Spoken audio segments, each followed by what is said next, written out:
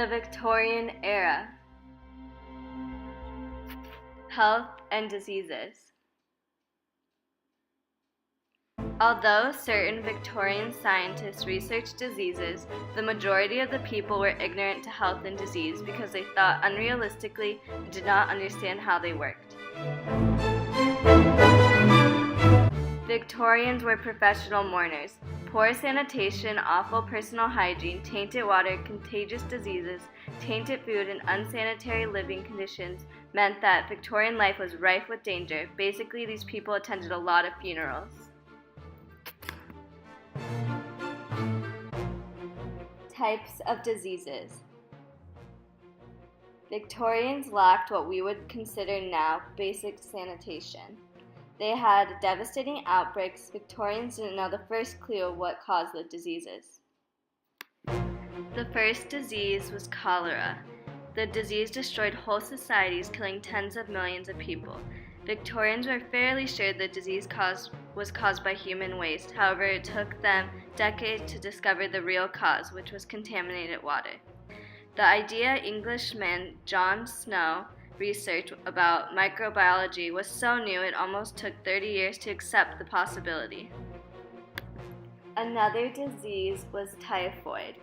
Before discovering microbes and germs, there were so many conflicting theories about diseases. The public didn't understand the need to remain clean. One way people caught typhoid was by preparing stew with black fingers. No one washed their hands after using the toilet.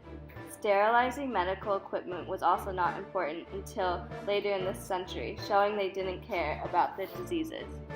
Victorians would spend days boiling black cats in vinegar trying to protect themselves from diseases.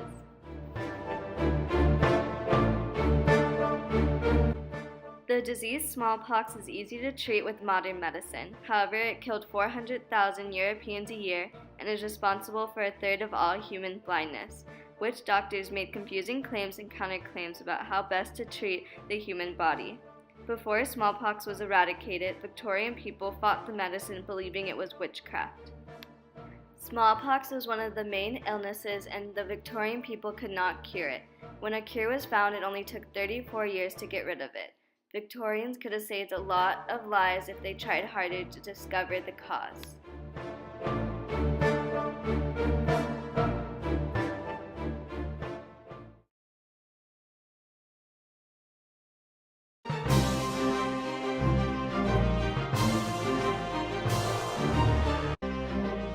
Victorian hospitals were not places of healing, but gateway of death.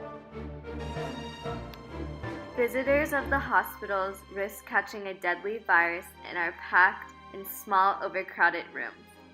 Many hospitals did not treat all diseases or mentally ill. Victorian people believed that just the foul air caused infection, and it wasn't until the middle of the century that the idea was challenged. Hospitals caused more illnesses to be spread, and they didn't understand the concept of germs. The wealthy were able to pay for doctors to tend to them at home. Even when doctors made the house calls to the rich Victorians, there still was no medicine to cure them.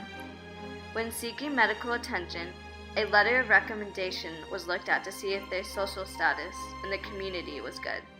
Wealthy people were also fed and clean, so many diseases caused by waste and dirt did not affect them as much as the poor.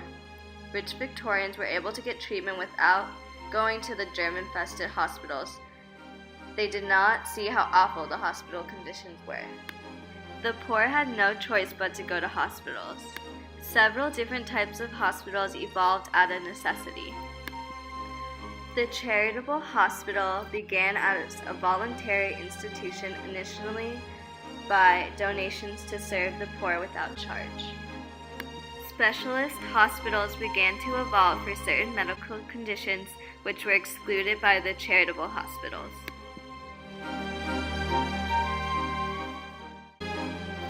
Hospitals for infectious diseases were created to prevent the spread of infection. There was no charge to the patient to encourage them to enter the hospital in order to protect the public from exposure. The rich had influencing factors for better health. Because of the money, they had a better environment. like air, water, sanitation, and diet. Although the average life expectancy was 41 years old, many people in rich towns lived to the age of 70.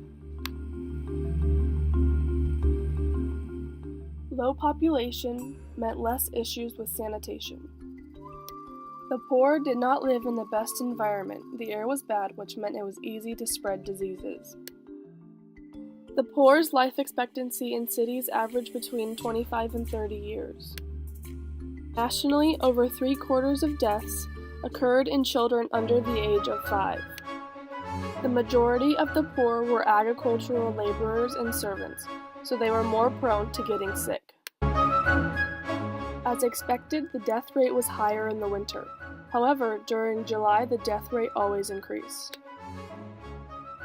There is many misconceptions of how long people really lived. They didn't always die young. Most people lived to an average age in the 19th century. If you lived in a poor area, you were more prone to sickness.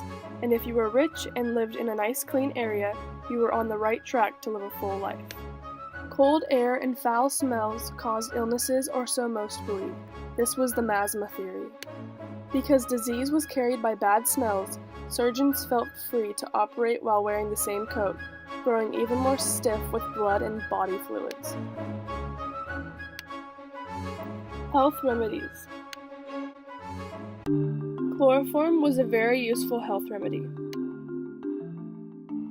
Morphia, laudanum, another form of opium, they could all be bought from chemists, no questions asked. There are many facts about health and diseases in the Victorian era.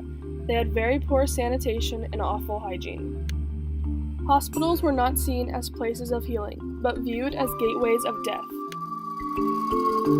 In the Victorian era, they didn't realize how important it was just to do simple cleaning procedures, like washing your hands. The rich had influencing factors for better health. Because of the money, they had a better environment.